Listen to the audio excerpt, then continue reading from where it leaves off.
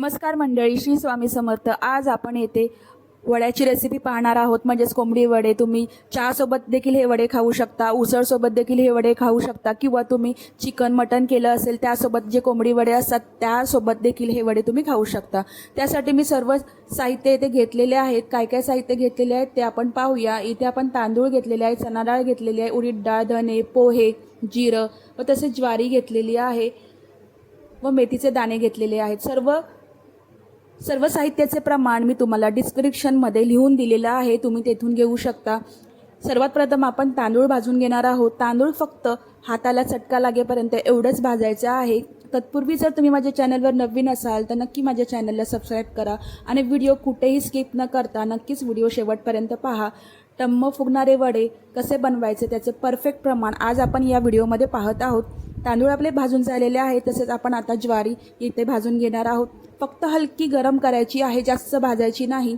ज्वारी देखील सर्व साहित्य आपल्याला फक्त गरमच करायचं आहे, जास्त भाजायचं नाही। त्यानंतर आपण येथे हे एका ताटामध्ये काढून घेतलेलं आहे। आता आपण यामध्ये चणा डाळ आपण फक्त हलकी गरम करून घेणार आहोत। अशाच पद्धतीने जेवढं सगळं साहित्य आपण घेतलेलं आहे ते फक्त गरम करून घ्यायचं आहे, जास्त भाजायचं नाही। सर्व आपण साहित्य हळूहळू एका ताटामध्ये काढून घेत आहोत। त्यानंतर आपण पोहे घेतलेले आहेत। पोहे देखील आपल्याला हलके फक्त गरम करायचे आहेत, चटका लागेपर्यंत, म्हणजे नॉर्मल गरम करायचं आहे आपल्याला, जास्त भाजायचं नाही, लगेचच काढायचं आहे। हे देखील पोहे देखील आपण एका ताटामध्ये आता काढून घेतलेले आहे। त्यानंतर आपण यामध्ये उडीद डाळ जी आहे ती देखील आपल्याला हलकीशी गरम करायची आहे। सर्व जिन्नस लक्षात ठेवा, आपल्याला एकदम नॉर्मल फक्त गरम करायचं आहे। सगळं जिन्नस आपल्याला फक्त गरम करायचं आहे, जास्त भाजायचं नाही। आता आपण यामध्ये धने घेतलेले आहेत। धने देखील आपण नॉर्मल गरम करून घेत आहोत। सर्व आपण जिन्नस छान असं गरम करून एका ताटामध्ये काढून घेणार आहोत। तसेच आपलं जे हे जिरं आहे, जिरं देखील, मेथीचे दाणे, हे सर्व आपल्याला नॉर्मल गरम करायचं आहे।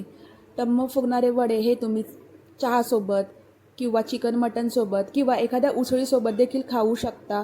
आणि असे अचूक प्रमाणात जर तुम्हाला कोंबडीचे वडे किंवा भाजणीचे वडे जर बनवायचे असतील तर हे परफेक्ट प्रमाण मी तुम्हाला सांगत आहे। अशा पद्धतीनेच तुम्ही वडे नक्की करून पहा, हे वडे छान असे फुलणार आहे।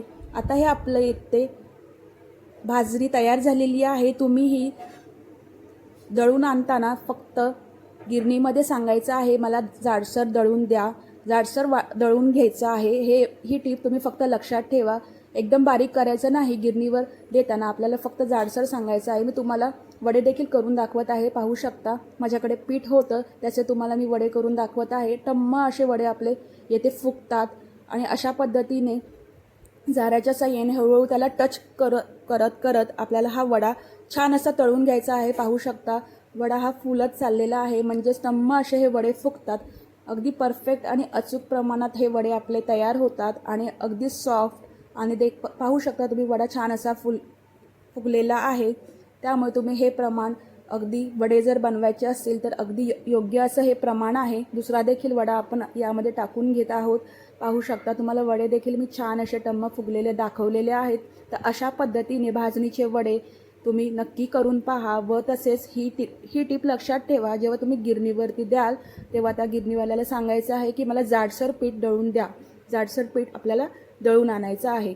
अशा पद्धतीने मी सर्व वडे, बघू शकता तुम्ही, छान असा वडा फुललेला आहे। सर्व वडे मी येथे करून दाखवलेले आहेत। छान असे आपले वडे येथे टम्म फुगलेले आहेत। तर रेसिपी कशी वाटली नक्की लाईक करा। भेटूया नेक्स्ट व्हिडिओमध्ये। स्वस्त रहा, मस्त रहा, बाय बाय।